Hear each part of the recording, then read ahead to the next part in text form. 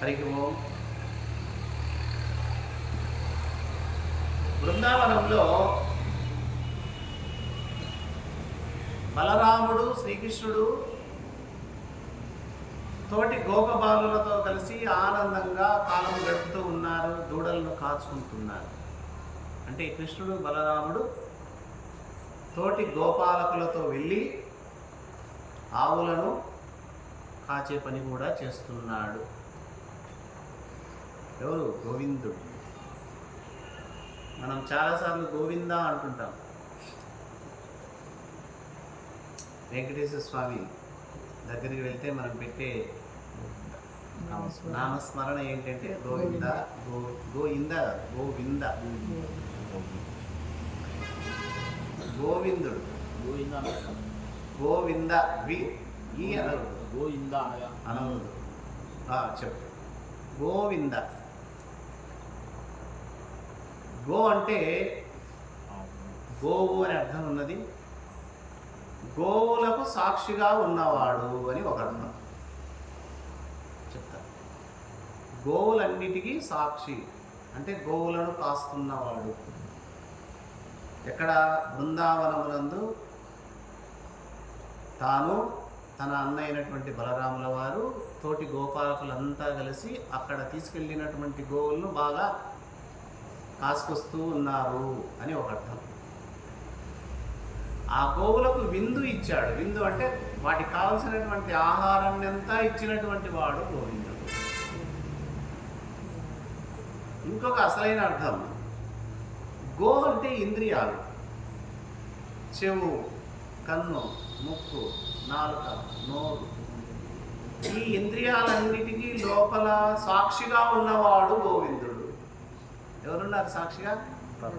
భగవంతుడే ఉన్నాడు. ఒక ఆలోచన వస్తుంది, అది నీకు తెలుస్తుంది. ఒక దృశ్యాన్ని చూస్తావు, అది నీకు తెలుస్తుంది.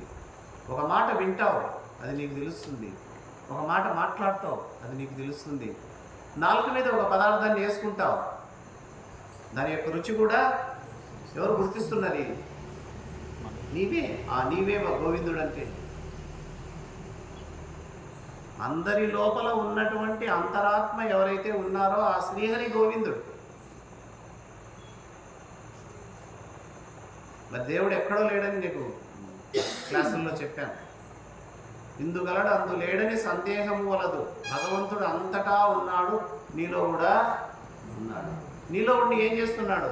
అన్నిటినీ సాక్షిగా చూస్తూ ఉన్నాడు. ఎవరు? ఆ భగవంతుడు. ఎవరు ఆ భగవంతుడు? గోవిందుడు. గోవింద అంటానే ఆ స్మరణ రావాలి. గోవింద అంటానే అంతటా ఉన్నటువంటి పరమాత్మ, నాలో ఉన్నటువంటి పరమాత్మే గోవిందుడు అనే భావనతో నమస్కారం చేసుకుంటూ రావాలి. ఒక పట్టిలలో ఒక చోట ఉన్నవాడే కాదు గోవిందుడు, అంతటా ఉన్నటువంటి వారు గోవిందుడు. ఎక్కడైనా గోవింద నామస్మరణ చేసుకునే అవకాశం ఉంది. కాబట్టి ఇక్కడ కృష్ణ పరమాత్మ బలరామునితో గోపాలకులతో కలిసి ఆనందంగా ఆ గోవులను కాచుకుంటూ ఉన్నాడట. అయితే చిన్నపిల్లలు కదా, ఈ బలరామకృష్ణులు, కృష్ణుడికి చాలా ఇష్టమైనటువంటిది వేణువు. వేణువు అంటే పిల్లల గ్రోవి. ఎందుకు ఇష్టం పిల్లల గ్రోవి? పిల్లల గ్రోవిలో ఒక విశేషం ఉంది. ఏమిటితో తయారు చేస్తారు పిల్లల గ్రోవిని? వెదురు. వెదురు కర్రలో మొత్తం అంతా గుజ్జంతా తీసి ఖాళీ చేస్తారు. ఖాళీ చేసినాక దానికి కొన్ని రంధ్రాలు వేస్తే అది స్వరాలు కలుగుతుంది, సంగీతాన్ని ఇస్తుంది, మధురమైన గానాన్ని ఇస్తుంది. అది వేణుగానం. ఇది కూడా ఎదురు బొంగు. ఏది? మన దేహం. దేహం అనే వెదురు బొంగులో గుజ్జంతా తీసేయాలి. అంటే అహంకారము, కోపము, కామము, మోహము, మదము, మత్సరము, ఈ గుజ్జంతా తీసేస్తే నువ్వు ఖాళీ అవుతావు. ఖాళీ అంటే అర్థం నువ్వు వేణు అవుతావు. అప్పుడు ఆయన వాయించుకోవడానికి పనికొస్తావు. ఎవరు వాయించుకోవడానికి? భగవంతుడు, శ్రీకృష్ణుడు. అప్పుడు నిన్ను వేణువులా చూస్తాడు. ఎవరు? ఆ మాధవుడు. అర్థమైందా? ఎంత అర్థం ఉందో చూడండి దాంట్లో.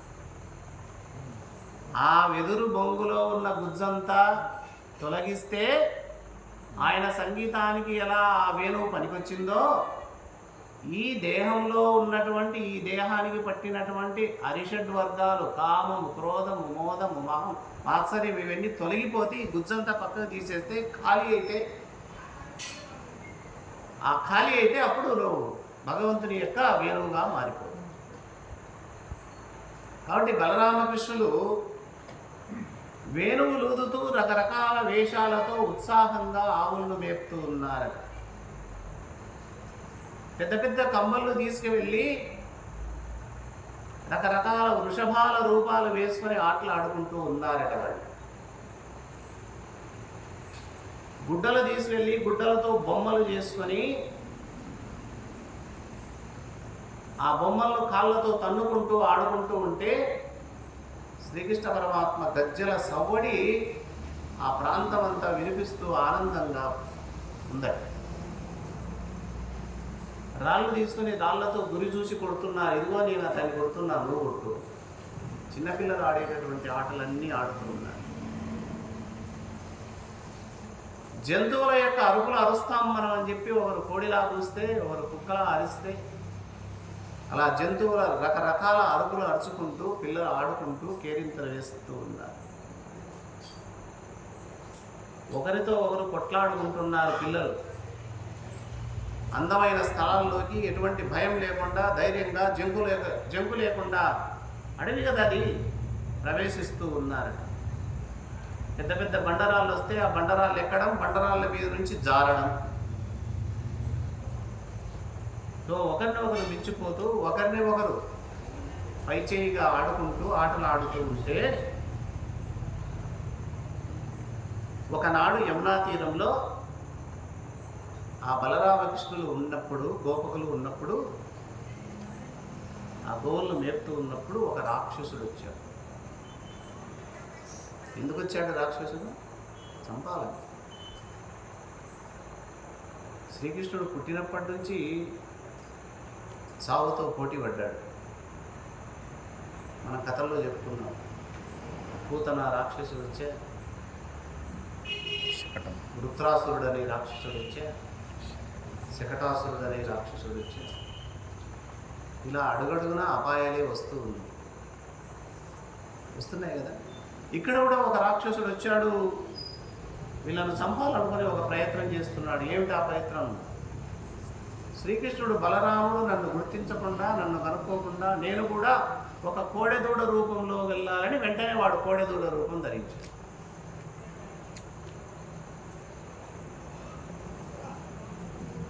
క్రేపుల అరువులు నాకుచు క్రేపులతో నిధియ మంచి క్రేపనగ కడుంచు పట్టి భక్తి సంగతిన్ క్రేపై చనువాని బ్రోల గ్రేపై తిరిగన్. ఆ రాక్షసుడు దూడలాగా మారి దూడల్లో దూడై ఈ దూడల్లో కలిసిపోయి మిగిలిన దూడల మెడలు నాక్కుంటూ, ఉన్న వాటిలో ఇది చాలా మంచి దూడరా, ఇది చాలా అందంగా ఉంది, ఇది చాలా బాగా ఉంది అని అనిపించేటట్లు అది శ్రీకృష్ణుని వెనకనే తిరుగుతూ ఉందంట. శ్రీకృష్ణుడు ఆ రాక్షసుని చూశాడు. వాడు కనుక్కొని వెళ్ళి అనుకున్నాడు, కానీ రాక్షసుడు కృష్ణునికి తెలియని ఏముంది, సర్వజ్ఞుడు ఆయన. ఓహో, నేను గుర్తుపట్టకూడదని చెప్పి వీడు రాక్షసుడు మంచి అందమైన దూడ రూపంలో వచ్చి నా గుంపులో కలిశాడా, నా దూడల గుంపులో అని చెప్పి అన్నతో అంటున్నాడు. అన్నా, ఎవరితో? బలరాముతో. ఇది ఒక మంచి లేగా వినుడెంతయు నొప్పెడు నంచు దాని తత్పదములతో కయన్ బిగియగట్టి చలంగి వెలంగ ప్రాణితో జరియగ ఒక్క పెట్టుకొని చంపెన్. కుమారుడు లేక రక్కసున్ కుదులు కొలంగ బాలకులు గోయని ఆర్వన కర్వలీలతో. కృష్ణుడు, ఆహా అన్నా చూసావా, ఈ దూడ చాలా బాగుంది, అందంగా ఉంది, ఎంత మంచిదో ఈ దూడ, చూసావా, రా పోదామని చెప్పి దగ్గరికి వెళ్ళాడు. ఆ దూడ దగ్గరికి వెళ్ళి గబాల కాళ్ళు తోక గట్టి పట్టుకున్నాడు. కాళ్ళు తోక ఏమవుతుంది? కాళ్ళు తోక గట్టిగా పట్టుకుంటే అది కింద పడుతుంది. గిరగిర పైకెత్తి 3 చుట్టూ తిప్పాడట. కాళ్ళు తోకను పట్టుకొని గిరగిర తిప్పేసి ఓ పెద్ద వెలగ చెట్టు ఉందట ఎదురుగాని. ఆ వెలగ చెట్టుకేసి మోదాడు దాన్ని దూడలు. ఇంత పిల్లవాడు. అందుకే కృష్ణుని బలం అనంతం. ఆయన చేసినటువంటి లీలలన్నీ చాలా చాలా ఆశ్చర్యాలే. ఎవరు చేయలేరు ఆ సాహసాలు. శ్రీకృష్ణుడు తన అవతారంలో ఎప్పుడు ఎనిక్కడికి వెళ్ళేదే. ఎలాంటి పెద్దదైనా సరే సాహసంతో ఎదుర్కొన్నాడు, జయించాడు. అందుకే కృష్ణావతారం పరిపూర్ణ అవతారం. అలా వెలగ చెట్టుకేసి మోదేసరికి ఆ దూడ రూపంలో ఉన్నటువంటి రాక్షసుడు చితికి పచ్చడైపోయాడు మొత్తం. గిలగిల కొట్టుకుంటూ వీళ్ళ ముందనే ఎప్పుడైతే మరణం వస్తుందో మరణ సమయంలో వాని యథారూపం వస్తుంది. ఇక్కడ అంతవరకు దూడగా ఉన్నటువంటి వాడు చనిపోయేటప్పుడు ఏ రూపం ఎత్తాడు? రాక్షసుడై విలవిల తన్నుకొని అక్కడే పొర్లి చచ్చిపోయాడట. అక్కడ ఉన్నటువంటి గోప బాలకులంతా వచ్చి కృష్ణుడిని ఎత్తుకొని ఆనందంతో ముద్దాడుతూ పెద్దగా కేకలు వేసుకుంటూ సంతోషంగా పండుగ చేసుకుంటూ ఉన్నారు. అంత పెద్ద రాక్షసుడు గిరగిర తిప్పి కొడితే ఎంతో పెద్దదైనటువంటి వెలగ చెట్టు ముక్కలై పడిందట. చూడు చెట్టు కూడా. అంటే ఎంత బలం ఉండాలా చూడండి. ఆ రాక్షసునికి ఎంత బలం ఉండాలా. ఆ దూడ రూపంలో ఉన్న రాక్షసుని ఆ చెట్టు కేసి కొడితే చెట్టే ముక్కలై విరిగిపోయిందంటే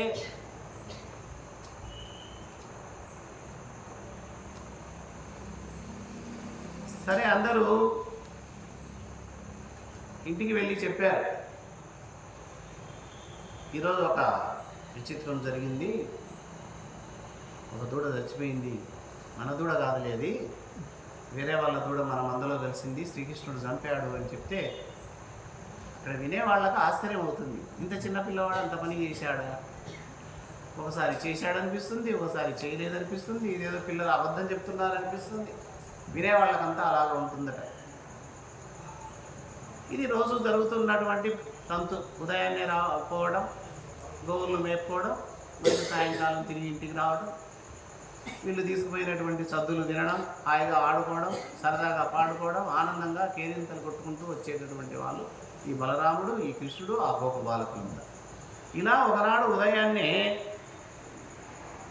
బలరాముడు, కృష్ణుడు అందరూ కలిసి గోపకుమారులంతా దూడలను తోలుకొని అడవికి వచ్చారు. బాగా ఎండాకాలం, ఎండ భయంకరంగా తీవ్రంగా కాస్తూ ఉందట. దాహం వేసింది అందరికీ. నీళ్ళు దప్పికయ్యాయి. ఆవు దూడలు కూడా దప్పికొన్నాయి. అందరు కలిసి ఆవు దూడలను తోలుకొని ఆ దగ్గట్లో ఉన్నటువంటి ఒక కొలను దగ్గరికి వెళ్ళడం జరిగిందట. కొలను అంటే చిన్న సరస్సు, నీళ్ళ సరస్సు. దూడలంతా ఇడిచిపెట్టారు. ఆవు దూడలు చక్కగా ఆ కొరలలో ఉన్నటువంటి నీళ్లను తాగి దప్పిక తీర్చుకున్నాయి గోదూడలు.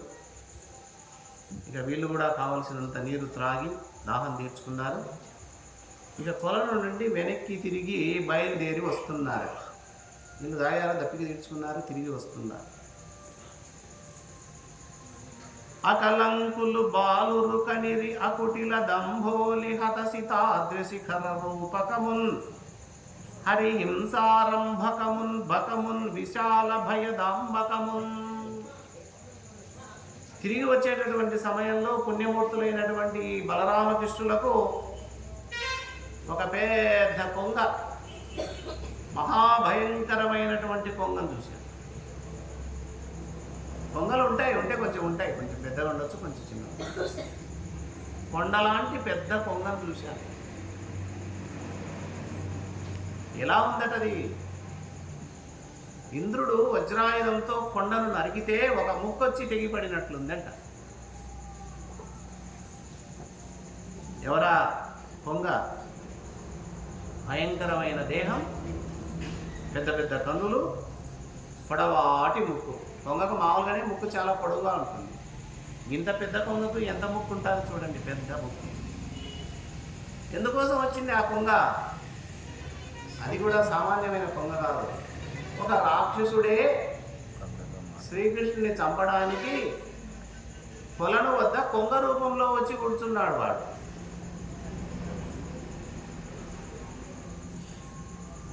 కృష్ణుడు అన్నాడు, అన్నయ్య అన్నయ్య, ఈ కొంగ చూడు ఎంత పెద్దగా ఉందో, దాని ముక్కు చూడు ఎంత వాడిగా, ఎంత వేడిగా, ఎంత పొడవుగా ఉందో, దగ్గరికి పోదాంపా అన్నాడు. చాలా ధైర్యం కృష్ణుడికి. అది ఎలాంటిదైనా సరే సర్వన దూసుకెళ్ళే కదా. నేరుగా ఆ పెద్ద కొంగ దగ్గరికి పోయి ఆశ్చర్యంగా నిలబడి అందరూ చూస్తున్నారు. ఎల్ల పనులు మాని ఏకాగ్రచిత్తుడై మౌని వృత్తిని తర మమత విడిచి వనములోన నిలచి వనజాక్షుపై దృష్టి చేర్చి బకుడు తపసి చెలువు దాల్చే. ఈ కొంగ అన్ని పనులు మానేసిందట. ఏకాగ్ర చిత్తముతో కొలని దగ్గరే చూస్తూ ఉంది కళ్ళతో. ఒక ముని అన్ని మానుకొని ఏకాగ్రంగా అట్లే కళ్ళు కూడా కదలకుండా ఎలా ఉంటాడో అలా ఉందట ఈ కొంగ. ఎవరిని చూస్తూ ఉందట ఏకాగ్రంగా? కృష్ణుణ్ణి కృష్ణుణ్ణి కృష్ణుణ్ణి. దాని దృష్టి అంతా ఎవరి మీద ఉంది? శ్రీకృష్ణుని మీదనే ఉంది. అదేనంట మహాత్ములు మునులు కూడా జపం చేస్తూ తపం చేస్తూ ఉంటారు. ఏకాగ్రంగా జపం చేయాలి, ఏకాగ్రంగా తపస్సు చేయాలి, ఒక్కదాని మీదనే మనసు లగ్నం చేయాలి.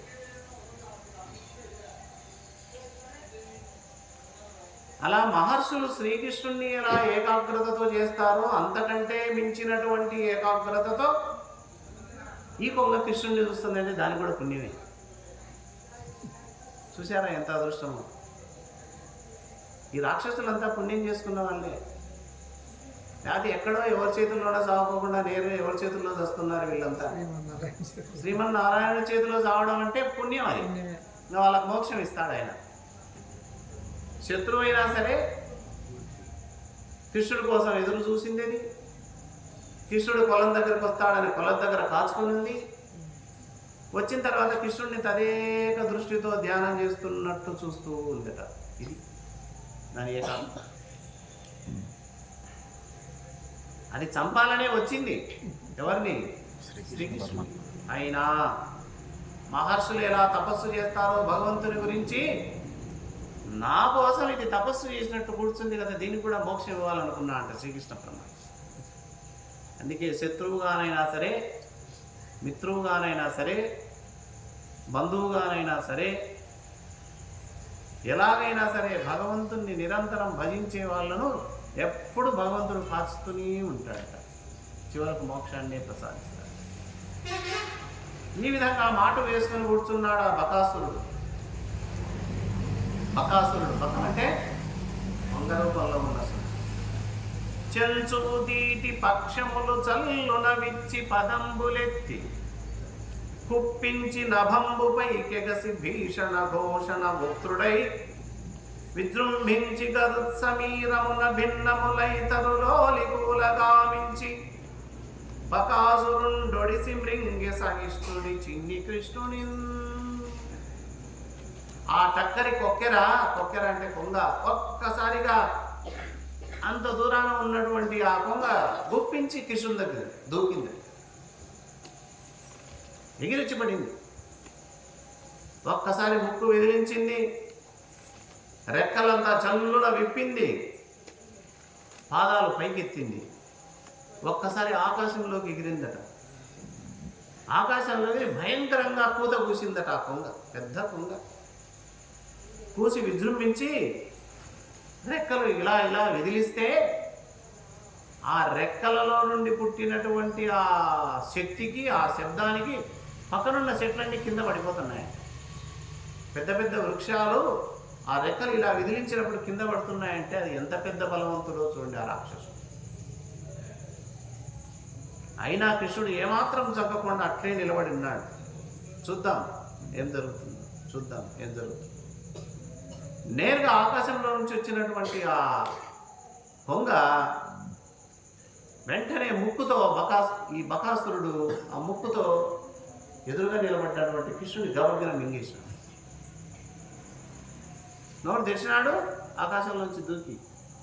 ఎంతున్నాడు, చిన్నవాడు కదా కృష్ణుడు, మింగేశాడు. శ్రీమన్నారాయణుడు శ్రీహరి శ్రీ మహావిష్ణువు ఈ 14 లోకాలను పిండాండ బ్రహ్మాండాలన్నిటినీ మృంగే ఆయనను ఇది మింగింది. అరిగించుకోవద్దు. మింగడం అంటే ఉంది, లావురా ఇచ్చాను నువ్వు మింగడా, నేను మింగడా. నాలుగులోంచి లోపల పోతే పోతుంది. అరగద్దు లోపల. అరిగించుకునే శక్తి కాదు, మింగడం సులభమే. 14 లోకాలను పిండాండ బ్రహ్మాండాలను మృంగేటటువంటి వాడు శ్రీకృష్ణుడు, శ్రీ మహావిష్ణువు, శ్రీమన్నారాయణమూర్తి. అలా నోరు తెరిస్తే అన్ని లోపలికి పోతాయంట. విశ్వరూపం అంటాం ఆ రూపాన్ని. అర్జునుడికి ఒకసారి చూపాడు శ్రీకృష్ణుడు విశ్వరూపాన్ని. దుర్యోధనాదుల సభలో కూడా ఒక్కసారి విశ్వరూపాన్ని చూపాడు. యుద్ధం చేయనని మొండికేసింటే చూపించాడు విశ్వరూపం అర్జునుడికి. ఇంకా నీకు అజ్ఞానం పోలేదా అర్జున? చావడం, చంపడం, యుద్ధం ఇవన్నీ నువ్వు లేకపోతే జరగవా, నిలబడిపోతాయా? ఒకసారి నన్ను చూడని విశ్వరూపాన్ని చూపిస్తే ఆ విశ్వరూపంలో అన్ని లోపలికి పోతున్నాయి. లోకాలు లోపల పోతున్నాయి, మింగేస్తున్నాడు. అన్నిటినీ కాలం మింగితే కాలాన్ని కూడా మింగేటటువంటి కాలకాలుడు పరమాత్మ. మరి అంతటినీ సమస్త సృష్టిని మింగి మళ్ళీ బయటికి కక్కేటటువంటి వెడల్చేటటువంటి ఆ శ్రీకృష్ణుడిని ఈ కొండ లాంటి కొంగ మింగి పడేసింది. సంగడి లోకములన్నీయు మృంగుచు క్రక్కుచును బయల మెలంగిచుచు ఉప్పెంగడు వేడుక కాడడు మృంగుడు వడెబకుని చేత మీదెరిగి నృపా. మరి అంత శక్తి ఉన్నవాడే, అన్నీ తెలిసినటువంటి వాడే ఎందుకు మింగడబడ్డాడు? అది మింగడానికి అవకాశం ఎందుకు ఇచ్చాడంటే, చూద్దాం ఏం చేస్తుంది ఇది, దానికి కూడా మోక్షం ఇవ్వాలి కదా, చూద్దామని ఊరికే లోపలికి ప్రవేశించాడట. ఇలా రాక్షసుడు మింగేసేసరికి పక్కన బలరాముడు ఉన్నాడు, పాపం ఏడుస్తున్నాడు. పక్కనే గోపబాలుడు ఉందా, అయ్యో మా కృష్ణుడిని మింగింది ఈ కొంగ అని వాళ్ళంతా పెడబొబ్బలు పెట్టి ఏడుస్తున్నారు. ఎలా ఉన్నారు? నిశ్చేష్టులై, అచేతనులై, భయంతో గజగజ వణుకుతున్నారు అందరూ. భయం. కృష్ణుడే వాళ్ళకు ఒక అండ. అలాంటి అండదండగా ఉన్నటువంటి కృష్ణుడిని మింగిందంటే మనల్ని ఏం చేస్తుందో, ఇది వరుస ఒకరినొకరినొకరి అన్ని మెల్లగా సపరిస్తాదేమో, మింగేస్తాదేమో, వీళ్ళంతా భయపడుతూ ఉన్నారు. ఇట్లు మృంగుడు పడి శ్రీకృష్ణుడు లోపలికి వెళ్ళి ఏం చేశాడట, కంఠోపాంతము, ఎక్కడికి వెళ్ళాడు? ఆ రాకాసి కొంగ గొంతును దాటి లోపలికి పోలేదంట. అట్లా అంటుంది ఏది కొంగ, ఎక్కడ పంపించాలని పోలే. ఏడడ్డపడినాడు, గొంతులో అడ్డపడినాడు కృష్ణుడు. గొంతులో అడ్డపడితే ఎట్లుంటుంది చూడండి పరిస్థితి. మనం కూడా అన్నం తినేటప్పుడు గబా తింటుంటే గొంతులో అడ్డపడింది అనుకో, ఏమొస్తుంది, ఎట్లొస్తుంది? ఇంకా బతుకుతాడో చస్తాడో అనే స్థితి వస్తుంది. మనమైతే పక్కన గ్లాసులో ఉన్న నీళ్ళు గడగడ తాగిస్తాం. అది లోపలికి పోతేనే మనకు తృప్తి. అట్లా బయట ఉన్నా తృప్తి, లోపల ఉన్నా తృప్తి. అలా బయట లేక, అలా లోపల లేక కంఠంలో ఉందనుకోండి, ఎంత అవస్థ ఉంటుంది. మరి కృష్ణుడు లోపల కంఠంలో పెరుగుతున్నాడంట. పోయిన చిన్ని కృష్ణుడు చిన్నిగా ఉంటాడా? ఆయన దేహాన్ని పెంచుతున్నాడు. దాని గొంతు ఎంత ఉంటుంది ఇంకా. ఆ విధంగా ఆ రాకాశ కొంగ గొంతును దాటి లోపలికి వెళ్ళలేదట శ్రీకృష్ణుడు. కంఠోపాంతము దౌడలున్ మెరుముచున్ కాలగ్ని చందంబునన్ కుంఠీభూతుడుగాక వేండ్రమగు ఆ గోపాల బాలున్ జయోత్కంఠున్ బ్రహ్మగురున్ మహామహిమున్ చక్కన్ రింగరాదంచు పుల్లుంటన్ పాడుచు పాడు క్రక్కె విడలన్ లోకంబ శోకంబుగన్. ఈ గొంతులో అడ్డపడి ఒక్కసారి తన ప్రతాపాన్ని, ప్రకాశాన్ని చూపినాడ. ఆయనే జలం, ఆయనే అగ్ని, ఒక్కసారి అగ్నిలా మారాడంటే కృష్ణుడు లోపల. మండుతుందంట, కాలుతుందంట దానికి గొంతులో, ఆ కొంగకు కంఠంలో విపరీతమైనటువంటి అగ్ని పుట్టిందట. విజృంభించాడు కృష్ణుడు. బ్రహ్మదేవునంతని వాడికే తండ్రి పరమాత్మ. ఎంతో మహామహిమాన్వితమైన మహిమలు కలిగినటువంటి వాడు శ్రీకృష్ణ పరమాత్మ. అలాంటి పరమాత్మను మింగడం దాని చేతనవుతుంది ఆ కొంగ చేత. కాక వేడి భరించలేక గొంతులో మధ్యలో అడ్డపడినటువంటి ఆ కృష్ణుణ్ణి బలవంతంగా బయటికి మళ్ళీ వెళ్ళగట్టింది. మింగడం అవుతుందా? వెంటనే కృష్ణుడు బయటపడ్డాడు. అక్కడ ఉన్నటువంటి బలరాముడు చూస్తున్నాడు, ఆ గోపబాలకులంతా చూస్తున్నారు. చప్పట్లు కొట్టి ఆనందంతో సంతోషంతో కేకలిస్తూ ఉన్నారు. అంతటితో ఊరుకుందా అది కొంగ? చూడండి, బయటికి చేతగాక కక్కిందే. క్రక్కి మహాఘోషముతో చక్కగతను పొడవరాగా చంచులు రెండున్ సృక్కగబట్టి తృణము క్రియ గ్రక్కున హరిసి రెబకు నిగలహోత్సకుని. కక్కేసినటువంటి కృష్ణుణ్ణి ఆ రాకాసిది తన జంపు ఉన్నటువంటి పొడవైనటువంటి ముక్కుతో పొడిచి పొడిచి చంపాలనుకుంటుంది. ముక్కు వాడిగా ఉంటుంది కదా, అందులో పెద్ద కొంగ కాబట్టి పెద్ద ముక్కు. ఆ ముక్కుతో చంపాలని భీకరంగా అరుచుకుంటూ నోరు తెరుచుకుంటూ ముందుకు దూకి ఆ ముక్కుతో అలా పొడవడానికి ఇట్లా పొడిచిందట. పొడిచేటప్పుడు శ్రీకృష్ణుడు ఏం చేశాడు? ఆ కొంగ యొక్క ముక్కును పట్టుకొని పైదాన్ని పైకి కింది దాన్ని చీల్చి ఇట్లా పడేసినాడు. దానికి ఇట్లా ఉంటాయి కదా కొంగకు, మనకు పై పెదవి కింది పెదవి ఉన్నట్టు దానికి కూడా కొంగకు రెండు ఉంటాయి. ఆ పైదాన్ని కింది దాన్ని రెండింటిని విడి చేసి రెండు చేతులతో రెండు పట్టుకొని చీల్చి రెండు భాగాలను, గడ్డి పరకను ఎంత సులభంగా అలా చీల్చేస్తాము, ఒక గడ్డి పరకను మనం సులభంగా చీల్చేసినట్టు ఆ కొంగ యొక్క ముక్కును, పై ముక్కును కింది ముక్కును రెండు చేతులతో పట్టుకొని చీల్చి విసిరి పాడేశాడు. ఎప్పుడైతే బకాసురుని చంపాడో ఇది ఆకాశంలో దేవతలంతా చూస్తున్నారు. పైనుంచి పుష్పవర్షం కురిపించారు, పూలవాన కురిపించారు. ఆకాశంలో దుందుబి ధ్వానాలు వినిపించాయి.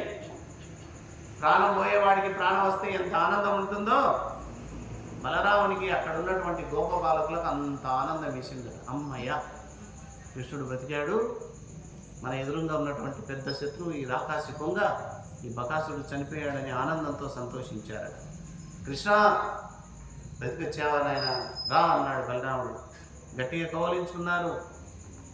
అందరూ కలిసి దీని పీడ విరగడైపోయింది అని చెప్పి నెమ్మదిగా ఆవుదూడలు దోకొని ఇళ్ళకు నెమ్మదిగా చేరుకున్నారట.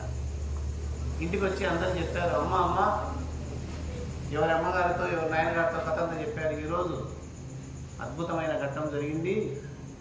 మేము ఇట్లా దూడలకు నీళ్లు దాక్కోవడానికి పొలం దగ్గరికి వెళ్తే ఒక పెద్ద కొంగ, పెద్ద పర్వతంలా ఉంది, ఆ కొంగను చంపాడు మన కృష్ణయ్య, చీల్చి పడేసాడని చెప్తే ఆ గోకులంలో జనాలంతా వింటున్నారు కానీ ఆశ్చర్యపోతుంది. కృష్ణుడు ఇంత చిన్నపిల్లవాడేంటి, అంత పెద్ద పర్వతం లాంటి కొంగను చంపడం ఏంటి అని ఆశ్చర్యపోయారట. ఆపదల మీద ఆపదలు ఈ పాపని చెంది తొలగే, ఈ అర్భకుపై వేపడిన కలులు దహనుని వైపున శలభముల పగిది పడిది ధరిత్రు. ఇంత చిన్న పిల్లవాడికి, ఇంత చిన్న పాపానికి ఇన్ని కష్టాలు, ఇన్ని ఆపదలు వస్తున్నాయి. ఒకటి పోతే ఒకటి. ఏమి అన్ని కృష్ణుడికే వస్తున్నాయని అందరూ ఆశ్చర్యపడ్డారు. ఏదో భగవంతుని యొక్క దయ, మన కృష్ణుడు ఆ దేవుని కృపతో అన్నిటి నుంచి బయటపడుతున్నారని కొంతమంది అనుకుంటున్నారు. కొంతమంది అంటున్నారు, కృష్ణుడిని ఏం చేస్తాయి ఇవన్నీ, ఒక అగ్నిని తినాలని మిడతలు వస్తాయంట. ఏం తినడానికి? మిడతలు గుంపులు వస్తాయి.